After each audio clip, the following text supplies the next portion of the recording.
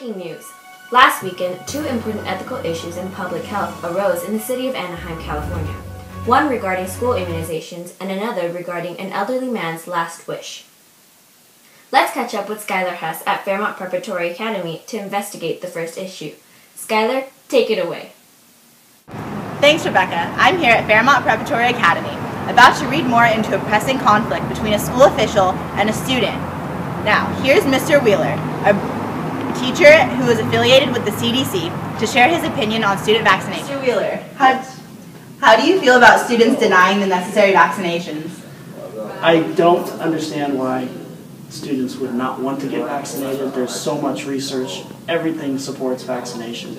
My kids are vaccinated. I wouldn't even hesitate. Some people think that vaccinations are a cause for autism, but I don't think there's enough evidence to support that. So they should get vaccinated and just be safe. Thank you for sharing your opinions with us. No problem. Now it's time to hear from a student at Fairmont Preparatory Academy who has been denied access to his classes and cannot be on campus because he's refused his vaccinations. So Nick, I heard that you are not allowed on campus because you won't get your vaccinations. How do you feel about that? It's stupid and unethical. Well, why don't you want to get your vaccinations? Because my parents are very religious and they want me to keep my body pure. Oh, thank you. Thank you for sharing your opinions. Hope to see you on campus soon. Bye. Thanks, Skylar. Now the ethical issue here is the student Nick's personal preference against public health policies. Can they force him to get immunizations, or does he have the right to refuse them?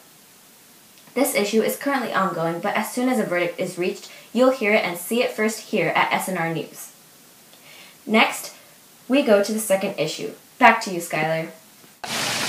Okay, now I'm here at the mansion of Mr. T, who has just been diagnosed with a rare terminal disease that is extremely contagious. Health officials have pleaded for him to be admitted to the hospital so the disease can be contained, because they say it's a potential danger to public health around Anaheim. However, he wants something else. Now, let's go visit Mr. T and see what he would like to do. So, Mr. T, how do you feel about public health officials pressuring you to be contained in a hospital? Nobody can tell me where that I have to be in a hospital. My choice. But don't you think your disease is contagious? You don't want to spread it, do you? Not my problem. So you just want to stay at home? I want to stay at home. I don't want to die in a hospital. That's very true. Your personal preference is very important in this matter. Do you think it's unethical that they want you to go there, or you just... Yeah, they just want the money. Well, what about a hospice instead of a hospital? Let me ask you a question. Have you ever been to a hospice? You go, and then you come back and tell me where you want to die. It's bad? It's terrible. Why? Oh, dying people. But you are dying, Mr. T. Everybody's dying. You're dying, I'm dying. The one in this video, she's dying too. Maybe she should go to a hospice. Thank you, Mr. T. Thank you very much for your interesting opinions. Okay. And I hope to see you soon in your own home. Of course, because I'm not going to die. Thank you. Oh, Mr. T. Thank you so much, Skylar. Now the ethical issue here is much like the first one.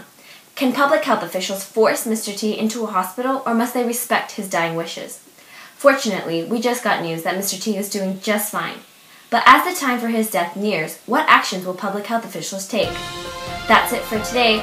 Thank you and goodbye. Tune in next time to SNR News.